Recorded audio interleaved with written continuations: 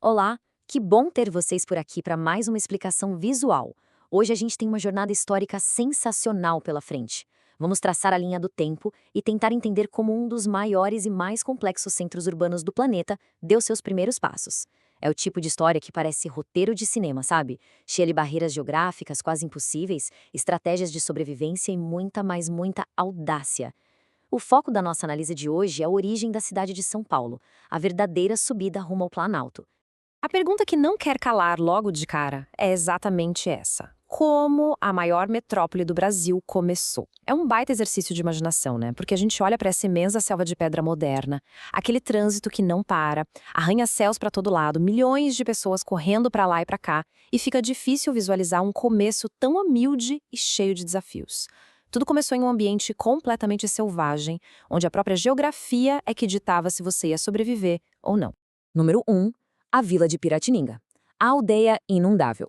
Para contextualizar bem esse cenário, a gente precisa lembrar que a nossa história não começa no alto, mas sim lá embaixo, na costa, na capitania de São Vicente.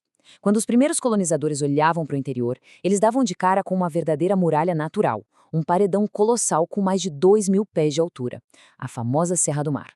Certo, vamos mergulhar nisso. Passando essa serra, existia uma aldeia onde morava o João Ramalho, um português que já estava lá há décadas. O lugar se chamava Piratininga. E esse nome vem dos termos indígenas para peixe seco ou, dependendo de como o pessoal pronunciava na época, Piracinunga, que significa algo como um peixe barulhento. E olha, tem um motivo ambiental muito, mas muito curioso para essa região ter ganhado exatamente esse nome. Essa aldeia original ficava bem na beira de um rio com correntes muito rápidas e imprevisíveis, conhecidas como Saguaíro. Imagina a cena. Do nada, vinham umas enxurradas super violentas, a água subia e descia num piscar de olhos, alterando completamente o curso do rio e engolindo as margens. A vila estava totalmente à mercê dessas mudanças bruscas. Era uma tensão constante, um lugar onde a água era fonte de vida, claro, mas também era uma ameaça iminente todos os dias. Número 2. O fenômeno das piracemas, a abundância e a maldição da natureza. Essa dinâmica meio caótica do rio gerava uma situação super peculiar. A geografia dali criava um fenômeno que era, ao mesmo tempo, uma bênção absoluta e a maior dor de cabeça para os habitantes da vila de Piratininga. O mais fascinante aqui é a dinâmica das piracemas. Por causa dessa correnteza brava, que funcionava quase como uma pequena pororoca do interior pelo encontro das águas, acontecia uma invasão absurda de peixes. Quando o rio baixava de vez depois de uma enxurrada forte, milhares de peixes ficavam ali, presos a seco pelas margens. Era um verdadeiro banquete. A natureza entregava o sustento de bandeja, de forma farta e sem ninguém precisar jogar uma rede sequer. E aí fica aquela dúvida no ar. Mas por que abandonar um local com tanta fartura? Isso faz a gente coçar a cabeça. Porque, pensem bem, porque qualquer grupo, num momento onde sobreviver era tão difícil, viraria as costas para um lugar que dava comida de graça e à vontade? Pois é. A resposta tem a ver com muita lama, com a vulnerabilidade do local e com uma mudança drástica de estratégia. Número 3. A missão dos jesuítas, o caminho difícil rumo ao interior. Aqui, o foco da nossa narrativa muda para um grupo específico de pessoas que estava no litoral, lá embaixo em São Vicente. Os padres jesuítas, liderados pelo Manuel da Nóbrega e pelo jovem irmão José de Anchieta. Eles tinham um propósito muito claro na cabeça, mas os perrengues, nossa, eram monumentais.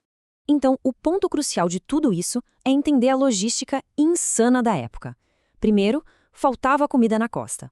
Segundo, e esse é um detalhe surreal contado pelo próprio Anchieta, para alimentar as crianças no Colégio de São Vicente, eles precisavam encarar uma caminhada exaustiva de 30 milhas serra acima só para buscar farinha de pau, a nossa famosa farinha de mandioca. Era literalmente a ida ao mercado mais cansativa da história.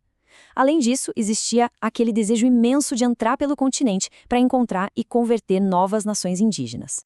4. A busca pelo alto, encontrando o terreno estratégico.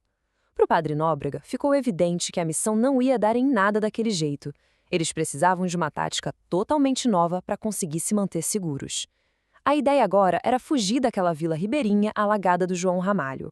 O negócio era buscar a elevação, subir para o terreno alto. A escolha desse novo local foi uma baita sacada de mestre em termos de geografia militar.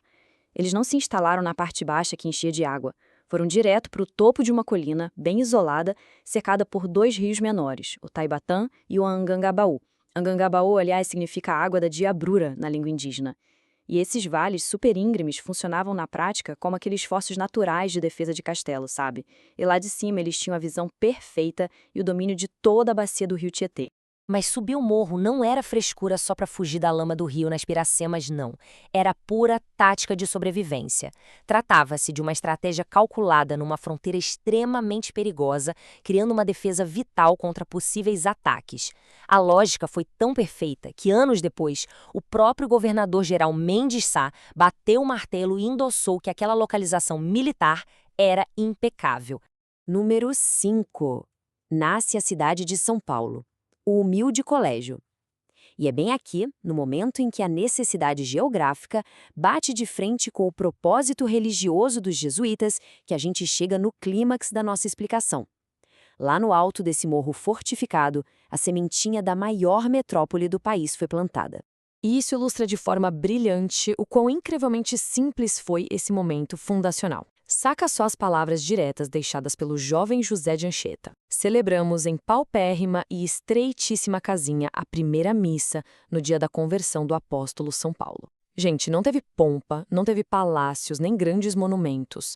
Era só uma construção de taipa extremamente pobre, rústica e apertada. Mas foi essa data exata que cravou tudo na história. O dia 25 de janeiro de 1554 marcou a celebração dessa primeira missa. Ao dedicar aquela casinha à proteção do intrépido apóstolo São Paulo, logo no dia da sua conversão, o lugar ganhou não apenas uma data de fundação oficial, mas uma nova identidade de peso que perdura até hoje. O efeito dominó disso foi surreal. Pensa comigo. Primeiro, os jesuítas firmam o pé e montam o colégio no topo da colina. Aí, com a influência crescendo, eles conseguem convencer o pessoal que ainda morava lá embaixo, na velha vila inundável de Piratininga, a largar o rio para trás e subir o morro também buscando ordem e segurança. O sucesso dessa vila lá no Planalto foi tão estrondoso que o nome São Paulo simplesmente acabou substituindo de São Vicente como o nome da capitania inteira. Para a gente amarrar toda essa linha de raciocínio, vale muito a pena resumir a jornada geográfica dos primeiros habitantes. Tivemos uma era costeira, ali espremidos em São Vicente. Depois, uma era ribeirinha, com a galera de Piratininga vivendo das Piracemas e das loucuras do rio. Até que finalmente atingimos a era do Planalto, com a busca por defesa no alto do morro e a fundação do Colégio Jesuíta. Foi uma ascensão literal, montanha acima. Fechando a nossa explicação de hoje, eu convido vocês a refletirem sobre esse contraste, que é, de verdade, impressionante. Como algo tão gigantesco veio de condições tão vulneráveis. De uma paupérrima e estreitíssima casinha de barro e palha no alto de um morro, para esse oceano infinito de concreto, tecnologia e asfalto que pulsa hoje sobre o mesmo chão. Foi o esforço logístico e uma adaptação severa ao ambiente que criaram uma das maiores cidades do mundo moderno. E fica aí a grande pergunta: que outras megacidades pelo globo não escondem histórias épicas de improviso e sobrevivência embaixo do seu asfalto? Muito obrigada por embarcarem nessa história com a gente e até a nossa próxima análise.